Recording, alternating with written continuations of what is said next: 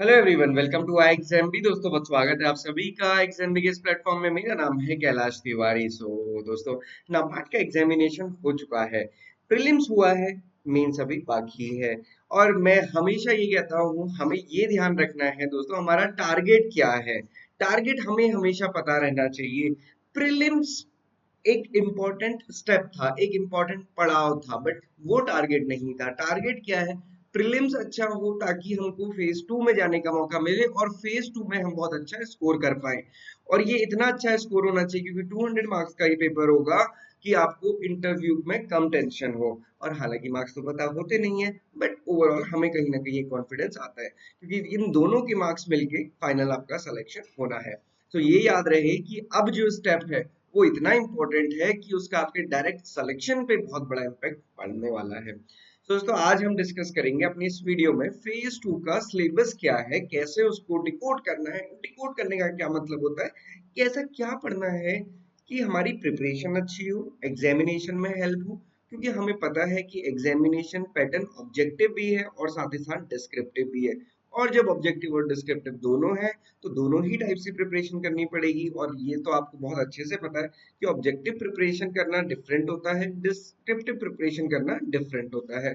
और descriptive preparation जब हम करते हैं तो उसके लिए ज्यादा टाइम भी लगता है, प्रैक्टिस भी लगती है और थोड़ा हमारे राइटिंग स्किल्स भी देखे जाते हैं। और जो राइटिंग स्किल्स लगभग लगभग हमारे गुम होते जा रहे हैं ऑब्जेक्टिव एग्जामिनेशन पैटर्न की वजह से, है ना?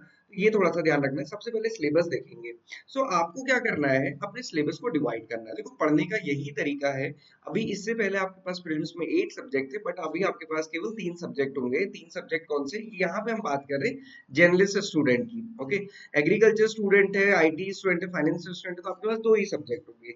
अगर आप जर्नलिस्ट में दे रहे हैं एग्जामिनेशन, 3 सब्जेक्ट होंगे। 3 सब्जेक्ट कौन कौन से होंगे? देखिए, एक तो इंग्लिश हो गया, दूसरा एआरडी एंड थर्ड वन हो गया ईएसआई।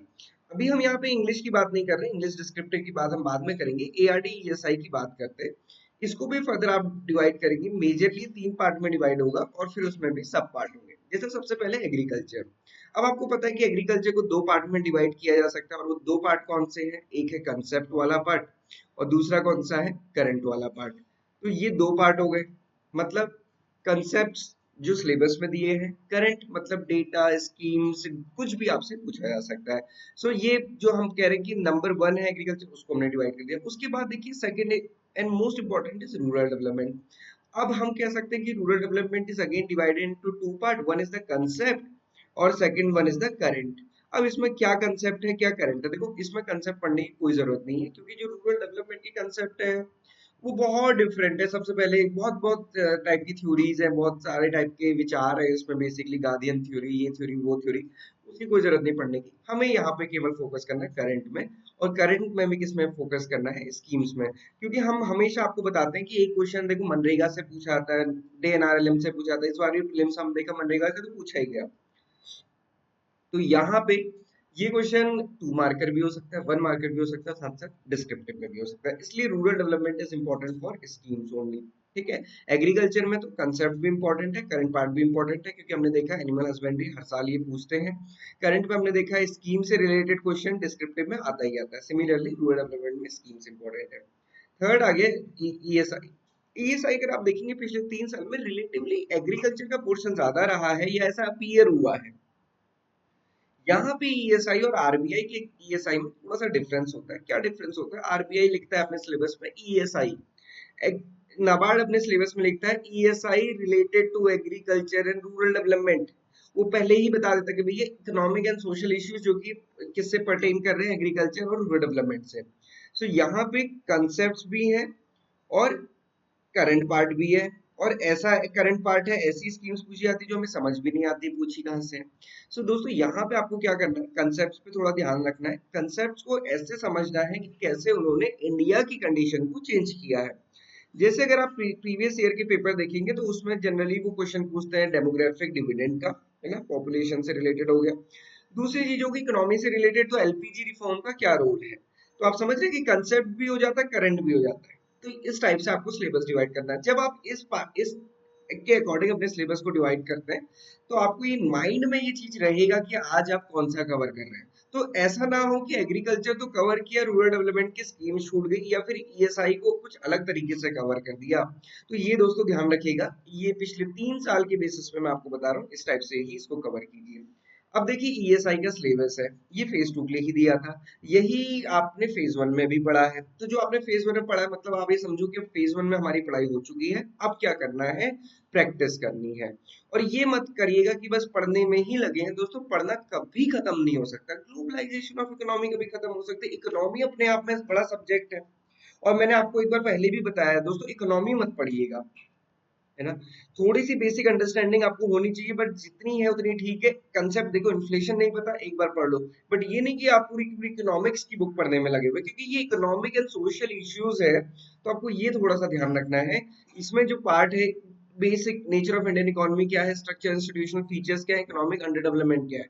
और देखो इससे भी ज्यादा इंपॉर्टेंट ना ये है, opening up of Indian economy, globalisation, economic reforms in India, privatisation, inflation trends and their impact on national economy and individual income. देखो पिछले 2 साल में या अभी भी हम कहते हैं कि इन्फ्लेशन बहुत पीक पे रहा, हालांकि इंडिया में उतना इम्पैक्ट नहीं दिखा जितना कि बाकी कंट्रीज में था या जो हो सकता था।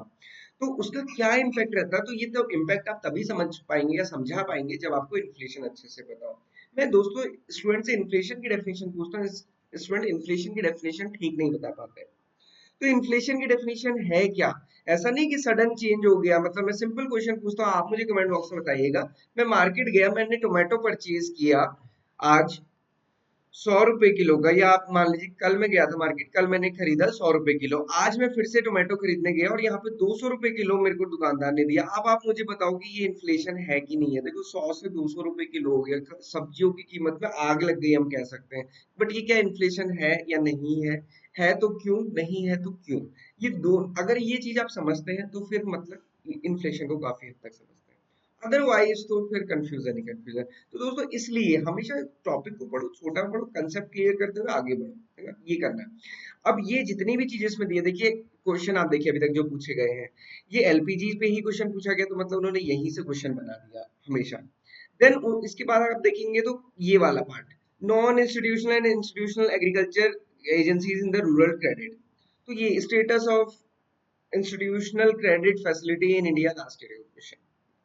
ग्लोबलाइजेशन इकोनॉमी, फिर से वही वाली सारी चीजें, तो ये सोशल इकोनॉमिक बातें, ये क्वेश्चन आपसे पूछे जा सकते हैं। अब एग्रीकल्चर में तो बहुत सारे टॉपिक्स हैं।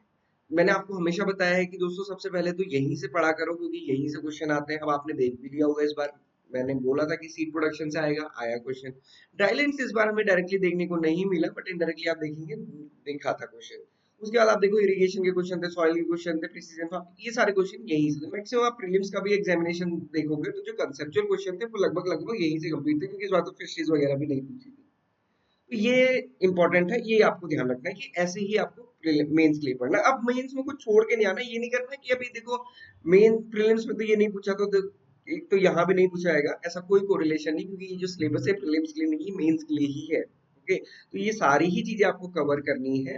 और इन सब में ये वाला पार्ट भी बहुत इंपॉर्टेंट है। इस बार आपने देखा कि क्लाइमेट चेंज से रिलेटेड क्वेश्चन पूछे गए, और मैं आपको ये बार बार बता रहा था कि इंपॉर्टेंट है। क्यों? क्योंकि नाबार्ड का डेवलपमेंटल फंक्शन है ना, तो ये नाबार्ड का ही काम है। तो वो जो नाबार्ड के काम है वो इम्पोर्टेंट होते हैं, और आपको ध्यान में रखना है, पढ़ना भी होता है। अब देखो इससे पहले अगर आप क्वेश्चन देखेंगे ना, तो फॉरेस्ट्री के क्वेश्चन डिस्क्रिप्टिव में कई बार पूछे गए 10-10 नंबर में। और वो क्या पूछा गया है, कंसेप्ट ऑफ सोशल फॉरेस्ट्री या फिर जॉइंट फॉरेस्ट मैनेजमेंट क्या होता है। अब जॉइंट फॉरेस्ट मैनेजमेंट समझने के लिए आपको फॉरेस्ट पॉलिसी पढ़नी पड़ती है। ISFR 2021 अभी हमारे पास लेटेस्ट यही पढ़नी है। अभी इस बार तो नाबार्ड ने अपना सिलेबस चेंज कर दिया, अदरवाइज वो ISFR 2015 ही लिखते थे पिछले 2-3 साल से। तो खैर अभी ये चेंज हो चुका है। Role of KVK in the dissemination of agriculture technology, ऐसा ही एग्जैक्ट सेम क्वेश्चन उन्होंने दे दिया, क्या रोल है केवीके का। तो यहाँ पे बहुत सारे क्वेश्चन ऐसे, जैसे problems of dryland in agriculture, ये भी क्वेश्चन हो सकता है। एग्रीकल्चर क्या है, different type of cropping system, तो आप देखोगे पूरा जो सिलेबस है उससे ही क्वेश्चन बन सकते हैं, वैसे ही आपको बनाने हैं। तो ये था कंसेप्ट की बात। रूरल डेवलपमेंट में देखो क्या पढ़ना है, ये कंसेप्ट वाली चीजें तो आपको थोड़ी बहुत समझ आती है, बट ये सबसे इंपॉर्टेंट है कि आप स्कीम्स पढ़ के जरूर जाइए, क्योंकि ये 1 मार्कर, 2 मार्कर और डिस्क्रिप्टिव तीनों में ही पूछा जा सकता है। देन ये मेजर पार्ट है एआरटी सिलेबस का। इसको आप ऐसे देख सकते हैं, उसको फर्दर हमने डिवाइड किया है। ईएसआई का ये है फर्दर डिवीजन, ये आप देख सकते हैं, इसका स्क्रीनशॉट ले लीजिएगा, फिर उसके अकॉर्डिंग आप प्रिपरेशन कर सकते हैं। मतलब ये मेजर पॉइंट है। देखो क्या पॉइंट है, नेचर ऑफ इंडियन इकोनॉमी क्या है, ओपनिंग ऑफ इंडियन इकोनॉमी, उससे क्या हुआ, इन्फ्लेशन क्या है, पॉवर्टी एलिविएशन क्या है, पॉपुलेशन ट्रेंड्स क्या है, एग्रीकल्चर क्या है, industries, non institutional and institutional credit, globalisation of economy, social infrastructure, social justice. इतने टॉपिक आपको प्रिपेयर करने हैं ईएसआई में। तो ये प्रीवियस ईयर पेपर का एक पैटर्न है जो मैंने आपको इससे पहले ही बताया था। प्रीवियस 2 ईयर का ये एग्जामिनेशन का पैटर्न है। अब देखेंगे ये 2022 का है और ये 2023 का है। 2022 का ऑब्जेक्टिव पार्ट, 2023 का अब ये ऑब्जेक्टिव ऑब्जेक्टिव पार्ट है 2023 का, ये दोनों डिस्क्रिप्टिव पार्ट है। अब देखिए क्वेश्चन क्या पूछा गया लास्ट, इंस्टीट्यूशनल क्रेडिट से, एग्रो फॉरेस्ट्री से, एक्सटेंशन एजुकेशन से, एग्रीकल्चर मार्केटिंग से, फाइनेंशियल इंक्लूजन से, डेमोग्राफिक डिविडेंड से। प्रधानमंत्री मत्स्य संपदा योजना स्कीम का क्वेश्चन था, social forestry, NRLM PDS scheme का क्वेश्चन हो गया, inclusive growth and post globalisation. अब मैंने आपको क्या बताया अभी तक, यही सारी चीजें मैंने आपको बताई है ना। तो इसलिए जो मैं आपको बता रहा हूँ वो इंपॉर्टेंट है, उसको समझना है। सिमिलरली ऑब्जेक्टिव पार्ट में देखिए, मनरेगा, पीएम विश्वकर्मा, प्रधानमंत्री आवास योजना, नमस्ते scheme, economic survey, e NAM, PKVY, PM के एमएसवाई, आईसीएआर और ई पैक्स, ये सब क्या है, करंट पार्ट है, स्कीम और डेटा। कंसेप्चुअल पार्ट कितना है, इतना, इतना और ये वाला। तो देख सकते हैं कि आप पिछले साल में कितना ऑब्जेक्टिव में कंसेप्चुअल पार्ट आ रहा है या फिर ऑब्जेक्टिव पार्ट करंट पार्ट आ रहा है। ये थोड़ा सा ध्यान में रखते हुए आपको अपनी प्रिपरेशन करनी है। तो आई होप कि एक बेसिक आइडिया आपको लग गया होगा दोस्तों। बताइएगा कमेंट बॉक्स में कि समझ आया कि नहीं, कुछ समझ आया। और ये क्वेश्चन मैंने आपको पिछली बार दिया था, एक दो स्टूडेंट ने मुझे अभी भेजा इसका आंसर लिख के टेलीग्राम में। बाकी लोग आप भी इसको बताइए कि आंसर कैसा है, फिर उसके बाद ही मैं ये क्वेश्चन चेंज करूंगा। मैंने आपको बताया था कि तरीका क्या होता है। तरीका ये होता है कि ये सारी चीजें जितना भी इसके बारे में आपको कंटेंट मिलता है, आप पहले पढ़िए, उसके बाद फिर आंसर लिखिए अपना, है ना। ऐसा नहीं कि क्वेश्चन दिखा बस लिखना शुरू कर दिया, आप फिर पढ़ नहीं पाएंगे। पहले पढ़िए, कंटेंट इकट्ठा कीजिए, पढ़िए, फिर उसको बंद कीजिए, फिर उसके बाद लिखना शुरू कीजिए।